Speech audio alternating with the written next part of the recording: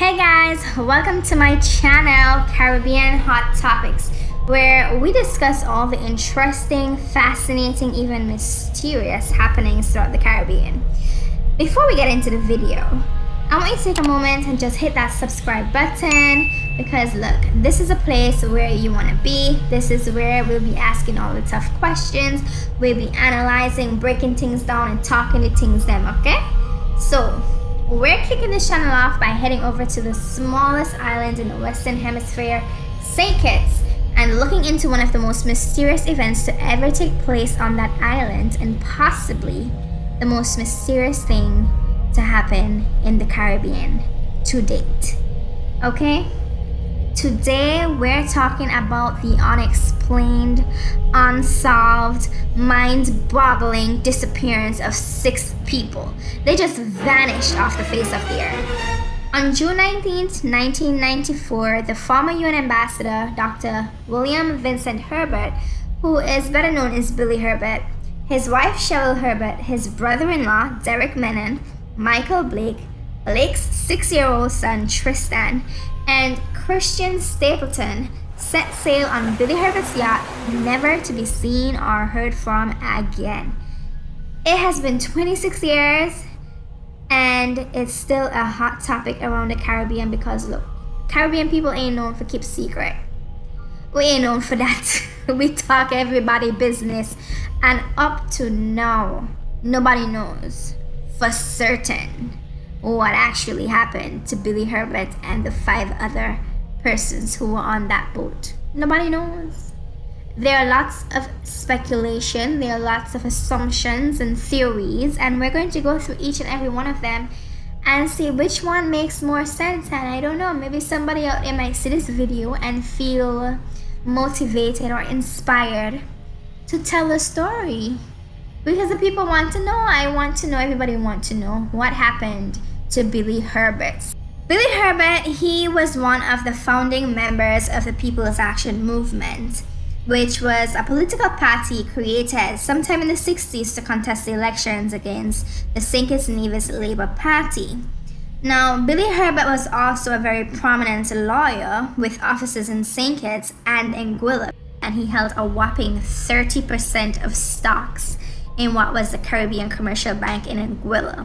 So Billy Herbert, he was doing really well for himself. Now, sometime in 1987, a scathing article was released by the Associated Press linking Billy Herbert, UN ambassador, to some shady activities.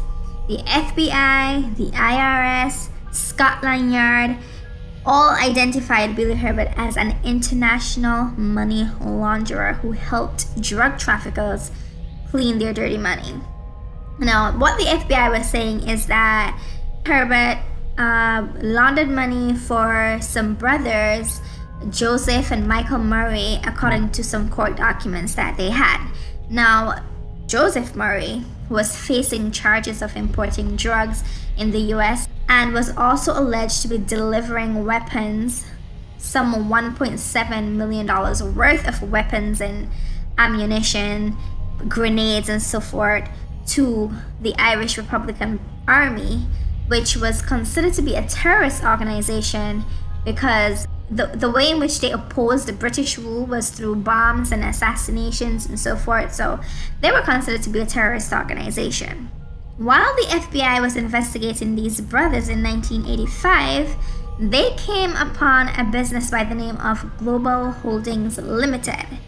It was revealed that Herbert and Murray, the same guys who was funding a terrorist organization and drug trafficking, they opened an account together. Herbert and Murray opened the account together at the Caribbean Commercial Bank, the same bank that he holds 30% stock. They opened that account with $495,000 cash. This company, Global Holdings Limited, it listed Billy Herbert as the president of it and Murray's as the beneficiaries. Now, this piqued their interest. Now they're curious about this guy because it looks as if, okay, this guy is laundering money for this drug dealer, this terrorist supporter. So who is this Billy Herbert? A raid was carried out on Herbert's offices in Anguilla in 1986, and this is what they had to say about that raid. They said Dr. Herbert is listed as the president of several hundred corporations in Anguilla, many of which are shell corporations in which known narcotics traffickers are beneficial owners. Now, if you don't know what shell companies are, basically they're companies that exist only on paper. They don't have a physical address. They don't provide any goods or services to anyone. However, they're able to purchase real estate. They're able to open bank accounts and so forth. So it is something that is used for a lot of money launderers. They open shell accounts, take their dirty money, push it through these shell companies, and take it back out as though it's clean money. All right. They extracted all of those names and they just went over by the Caribbean Commercial Bank, and they were like, shut it down, freeze them, freeze all the accounts. So all these accounts were frozen, and I can imagine that these drug traffickers were pissed because they've just lost access to possibly millions of dollars. You now have no money. Now move and go along, you're broke. Now, what's important to note is that Billy Herbert never went to jail for any drug trafficking or anything like that. This is just what is out there in the media, according to court documents, according to what FBI and Scotland Yard was saying, according to their investigation of Billy Herbert. Now, why they never charged him, I don't know. I don't know if it's because he was an ambassador and he had immunity, diplomatic immunity. I don't know. I don't know if it is that he was secretly working with them to bring down the top dogs. We don't really know why he was never charged or anything of that sort. But that's what happened back in the 80s. Now fast forward to that fateful day on the 19th of June 1994. Billy Herbert and his 5 companions boarded his yacht to set sail on a fishing expedition. Now it's said that Christian Stapleton, who was just 20 years old at the time, had just gotten into university and so forth, was just visiting the island because that's the island of his father's birth. And he had heard of the fishing trip the night before and decided, okay, you know what, I want to come along. This sounds fun. This sounds like a good vacation activity, which is really unfortunate. Now, there are some claims that a call from the yacht went out to the Coast Guard indicating that they were having some engine trouble. However, when the Coast Guard would have gone out to lend some assistance, they could find neither boat nor bodies, nothing. They ain't find nothing. They ain't even see a life jacket floating in the ocean, a shoe, a cooler with some drinks in it. Nothing to indicate that there was any life out there on the sea. Nothing, no signs of a boat sinking, nothing at all, which was just mysterious. Planes were used to search from above, searching all over, still nothing. So what happened? How do 6 people just disappear from the face of the earth with absolutely no signs, no clue, nothing left behind to indicate what happened to them? Now there are a number of theories. Persons are saying, okay, maybe the CIA, maybe the FBI or the British authorities took him in, but that doesn't make any sense. That's just too messy because there are too many other persons on board that has nothing to do with whatever it is Billy Herbert was involved in. So I think that we can scratch that off. That's not likely because there's so many other ways they could have gotten to him and him alone, as opposed to having a 6-year-old as collateral damage. That doesn't make sense to me. So the other theory, which is probably the theory that sticks the most, the one that most persons believe to be true, is that the notorious drug kingpin and former member of the infamous criminal organization called the Shower Posse is responsible for his disappearance. I'm talking about Charles Little Nut Miller. Okay, now just a little backstory on Little Nut. Little Nut, he was actually born as Cecil Connor. He was born in St. Kitts. He grew up in Jamaica, and he was described as a murderous maniac within the Shower Posse. And basically, when the US caught up to them for trafficking drugs into the US, Cecil Connor turned state witness, and listen, he sang like a canary on that stand. He tell everybody business on the stand. Let the police try me, and I'm snitching on everybody. Everybody was going down except him, okay? So he single-handedly dismantled the Shower Posse. So he secured the top dog's conviction as well as some other associates while he secured his freedom. And he was placed in witness protection and given a new name, and that's where Charles Miller came from. But I guess that life was just a little bit too boring wherever he was in witness protection. I guess it was just too boring. He needed to be living life in the fast lane again, and somehow he returned to St. Kitts sometime in the early 90s, and soon after he started his own drug trafficking business, I guess by reconnecting with the Colombian cartel. Now, why would the Colombian cartel do business with this man after he done rat everybody out? I don't know. Maybe they didn't know that it was the same guy, but he made the connections and he was going to deliver, and he was going to rise to the top, okay? Now, in addition to him being the top drug trafficker, or at least he was trying to get there, he was also a fierce supporter of the St. Kitts Nevis Labour Party. And it's even alleged that he funded some of their election campaigns. So, the question is, while Billy Herbert and his companions were sailing the Caribbean Sea, did Billy Herbert and his guests bumped into a drug drop between Little Nut and the Colombians? I don't know, but according to the book Shower Posse, which was written by Dwayne Blake, who is the son of Vivian Blake. Vivian Blake, by the way, is the leader of the Shower Posse gang. It seems like that is what he's trying to assert.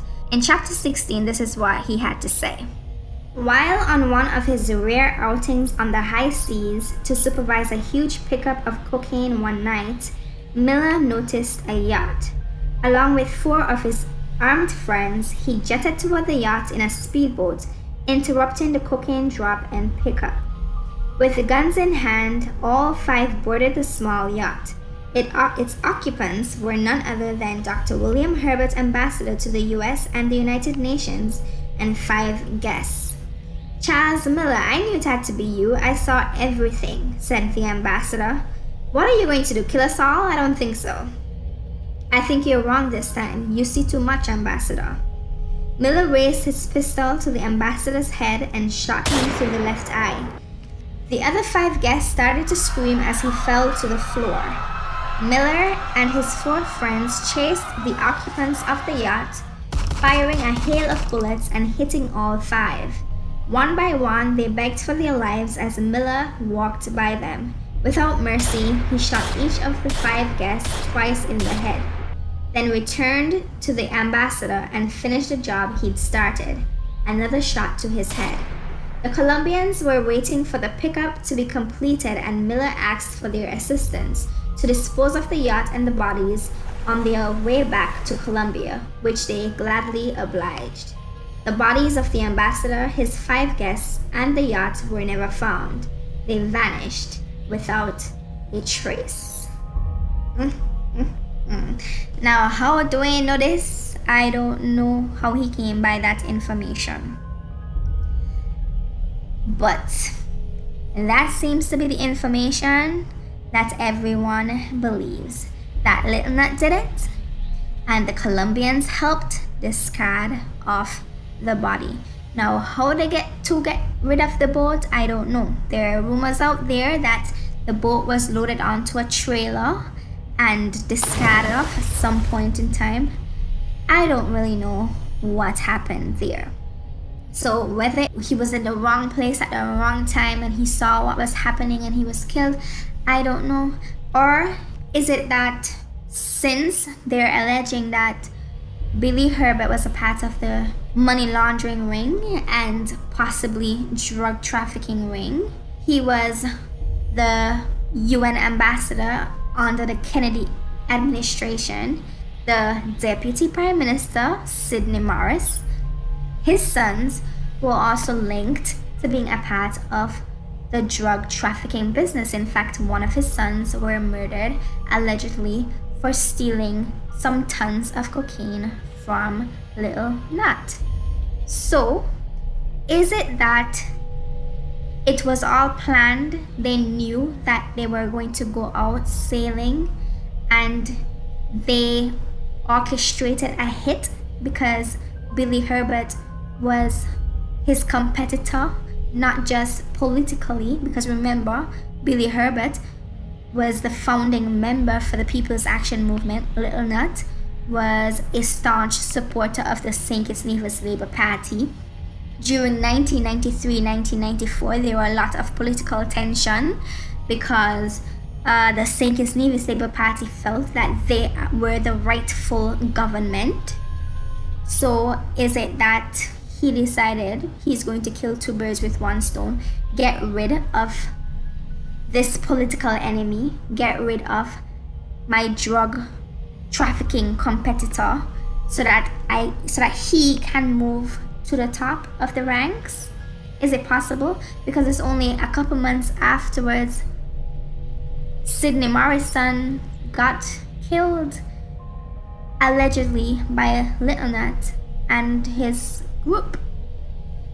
And then the year after that, there was another election, and guess who went into power?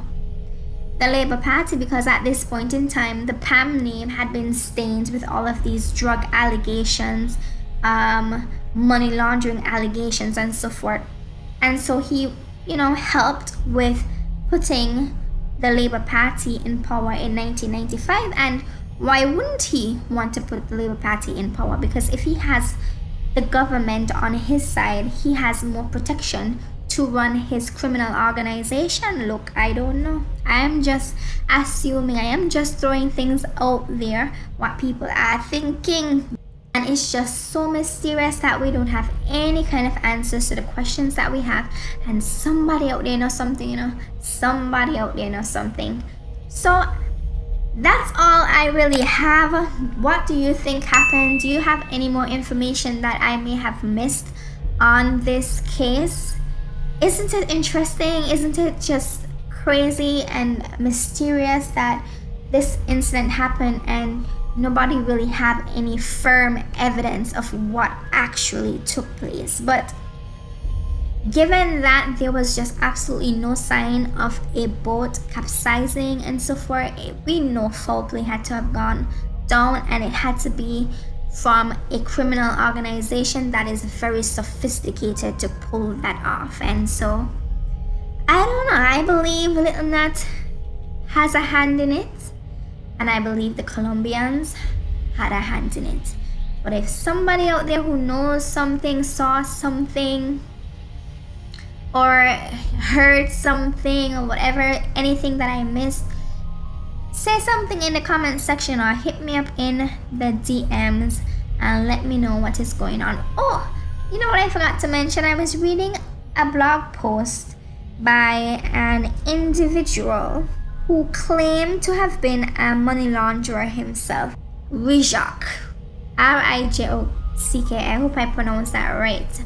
And he claims, according to a US police official or some US official, he said, told him that the remains of Billy Herbert and the 5 companions are buried under a pool.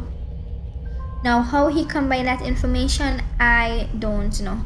But listen, if you remember your neighbor building a pool back in 1994, tell somebody something, because we need to excavate some of these pools here to find out if they're under there for sure. But anyway, that is all I have for you today regarding the Billy Herbert case and the 5 other persons that went missing alongside him from his yacht. Thank you all for watching. I hope that this was interesting, and don't forget to hit that subscribe button because I have more interesting topics to talk about. See ya!